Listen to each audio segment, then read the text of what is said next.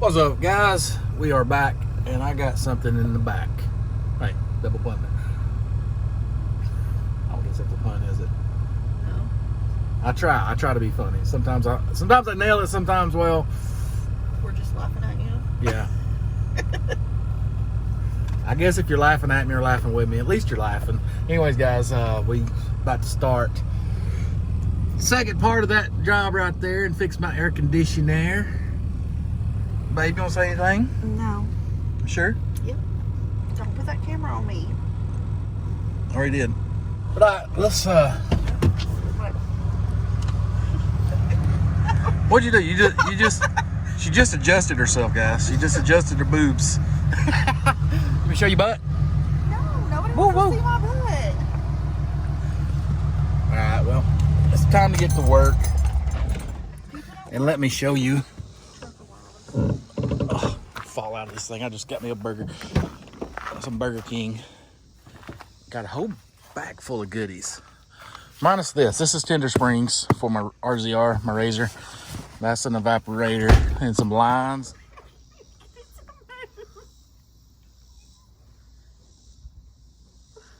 Nope. Not gonna happen. Got it right. And a new condenser, or a, excuse me, evaporator. These were $76 each. That was $370, I think, after taxes and stuff. And yeah, not too bad. Whew. Once upon a time, not long ago, I was po. A lot of people keeps asking and wanting to know how I learned how to do what I do. With the AC stuff, I went through HVAC school, HVAC-R. So I know all about refrigeration, unless I'm talking about condensers and evaporators, apparently.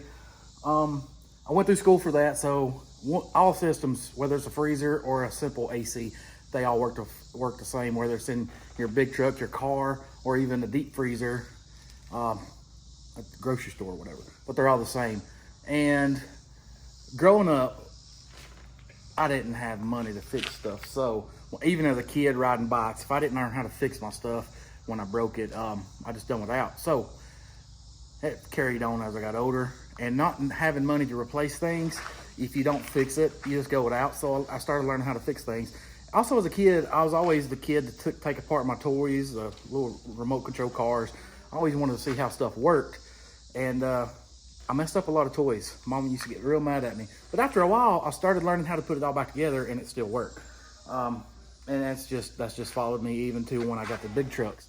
Big trucks are expensive to fix and work on, especially starting out. I didn't have a lot of money in the bank. I didn't have a lot of credit to fix every single thing every time I had a problem. Let's see if I can fix you here. Every time I had a problem. So I found people online that fixed trucks, worked on trucks, watched a lot of videos. I found some people to mentor me and show me how to do stuff, mainly rods on the engines, and everything else is just kind of self-explanatory. It also comes at a cost. I mess a lot of stuff up. Some people kind of laugh, say I mess stuff up, but it is what it is. You do mess stuff up. All the time. But you only messed up once. Sometimes twice, sometimes three times. Sometimes twice. But you learn. I'm a quick learner. That's what's wrong with this country. Ain't that the truth? Do I sound like So a southerner? like those folks? No, I don't guess so. All right, guys, let's dive in and let's put all this stuff on the truck and get ready to make money. And I also need to change out those fenders. Right, first thing I'm gonna do, guys, here is I'm gonna cut this, cut that. Probably go ahead and cut that. Unbolt them. Take this bolt out, that bolt out. Get behind this right here, and then I'll see how to pull that evaporator out. But just about forgot. Before I take any of this off, I'm gonna take these off. I think this right here was a 14 millimeter maybe. And this right here is gonna be a 16, different sizes. But take these off to plumb them onto the new expansion valve. Hey Roger, just commented back to you, buddy, but this right here is what I was talking about. I'm trying not to break anything. These lines, well, that line, I ain't tried that one yet, but this line right here has been a pain in the butt. So I sprayed some WD-40 on there, gonna let it set for a little bit. I'm gonna grab 2 wrenches and I'm just gonna try to work it. And if nothing else, I'll throw some heat to it. All right, well, with a lot of convincing encouragement, I got it out. These things wanted to spin. Well, that line's not there anymore, but I had to heat it up. It's a big mess, but I got it. That come undone easy. The rest of it come undone easy. Good news is, this right here lifts up and the evaporator just pulls right out, which makes it easy right there to slide the new one in. And I thought about going ahead and replacing the heater core, because a lot of you guys gave me the idea too. But in order to change that out, I'm gonna have to drop the coolant. And well, after seeing it, it don't look too bad. It's a little rusty down here, but I don't think that there's just that, and it's aluminum, so I think I'm good. I'm not gonna mess with it today, so I'm just ready to get this AC fixed, get it right back together. It's been a pain in the butt. Well, we're a little bit closer, putting this thing back together now. I've got the evaporator in, I got the expansion valve, I got to tighten it up. Got these up there, but right now I'm looking for something to close that off, and I need a Brillo pad or magic eraser or something that's durable. I'm gonna stuff it around there and kind of help out, because right there, that's just seen its better day. If nothing else, then I get some great stuff. I just seal it up. Just kidding. But yeah, I got this up, and then put these 2 lines on, and we'll be rocking and rolling. And then the exciting stuff will start. Throw a vacuum pump on it, pull it down into a vacuum, let it set for 15, 20, 30, an hour, however long. Make sure she don't have a leak. And one of the most important things you can do working on AC on these trucks is, everywhere you have a connection, whether it's this side, this right here, see these O-rings? You see those O-rings? Change them out and make sure there's O-rings on there, and preferably the green O-rings. Without having a black or red one on there on that black line, I bet this system's been opened before and they've changed that out, because usually pretty standard on this AC stuff, it's always green O-rings like that one there. I know that showed a little yellow, but that's a little bit of the refrigerant seeping out. But yeah, make sure you got O-rings in. All right, guys, what I came up with, well, the wife, I told her what I needed, and she went and bought me a Brillo pad, and that's what I need. So I cut it, go around, and I got me some spray adhesive, and we're gonna cover it up right there, and she's done. A little patchwork, but that'll work. Just want to keep extra garbage and stuff out of there. Keep that condenser, evaporator clean. All right, well, here's another day. Got back over here and connected this last line right there. Is being a pain in the butt. And what I thought about, I'm about to connect it up there with that little connector right there. But I got creative. I put a wrench down here on the frame right there in this little pocket. Oh, let me get in here. Right there. And wedged it up against this right here. Because I was having a problem with this, because I couldn't keep this line up and hold that at the same time to keep it perfectly aligned to get that nut on it. So, propped it up, spun it on. Now I'm just gonna, I gotta connect that one, which this is the wrong size. I lost this small one. This right here is supposed to go down there. But anyway, we're making it work. So I'm gonna have to crimp this one when I get it attached. Just keep that line, see? I'm gonna crimp it in and make sure to keep this line out here from moving around. Anyway, we're about done. We're gonna hook the pump up to it. All right, guys, fun's about to begin. We're about to check for leaks.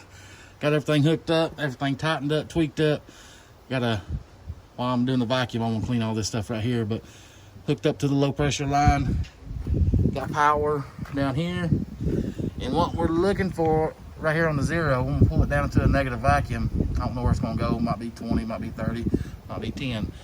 We're gonna let it run for about 45 minutes, and then we're gonna cut the pump off, close this valve, and let it set for 35, 40 minutes, maybe an hour, however long I get to it, and make sure this right here don't leak. If it's got a leak, if I pull it down, say to that 20, and if it's got a leak, when I shut everything off, it'll leak back out to 0. So after 35, 40 minutes, an hour. If I pull it down to a 20, negative 20, or vacuum, and when I check it an hour later, or however long, if it's still sitting on 20, we're leak free. And then we're going to charge the system and get everything up and going. Getting closer. We're about 45 minutes of this. And I had to ask my father-in-law, I couldn't remember, but it does pull the pressure or any moisture out of the system. Dissipates it right here. I couldn't remember, but it's already at 20. We're gonna let that thing run for about 45 minutes. I'm gonna get off here and look at the time and come back to you shortly.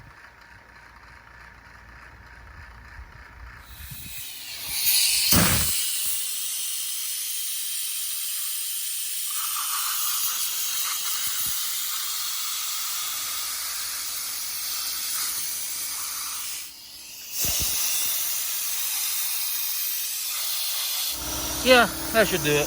Should be good for a while. Anyway, that's how you blow it out. You see all that garbage came out of there. That's what I've done with the last one. That's what I'm doing with this one, and we should be good for a while. All right, well, here we are, 25 minutes later.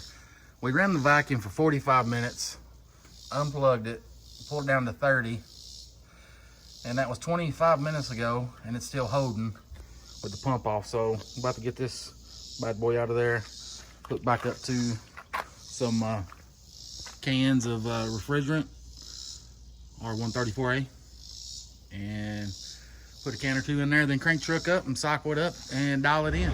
We're getting there, guys. We're getting there. Look at there. My goal is to get it on that 40. We just tapped into the 5th can, which the system calls for 5.3 cans. So now we're going to start dialing it in, and I don't care what the system calls for. We're going to go strictly off the gauges, which I'll show you how to do that in a minute. And we're trying to get on that 40 mark right there. I want my ice box to come in. Well, it took a little work, a little convincing, but look at there, look at there, look at there.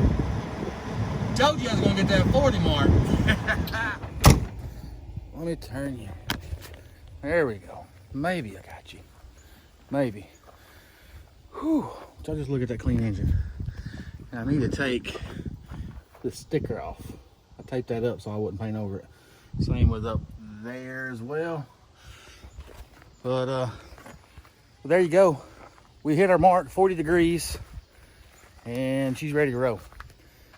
And if you guys do this, get on Google and Google R134A temperature pressure chart, and it basically tells you what pressures on the low side and the high side to go by the ambient temperature outside. Ours was 85 ambient, so we need to get, I think it's 20 to 25 psi on the low side, high side 225 to 250 maybe. Anyway, we hit the mark. The AC job is done, and ain't nothing better than shiny new parts. You know, yeah, that mess up back there cost me an extra $507, but it's all replaced. And seeing how bad this one was, a little shade on there. Good thing it did. Kind of glad I did replace it, so I think I should be good for another 5-10 years of rolling. Anyways, guys, if you're still hanging around, you rock. Give me a like if you liked the video. Subscribe if you ain't. And yeah, I'll catch you in that next video. If it don't make sense, don't make dollars. See you, bye.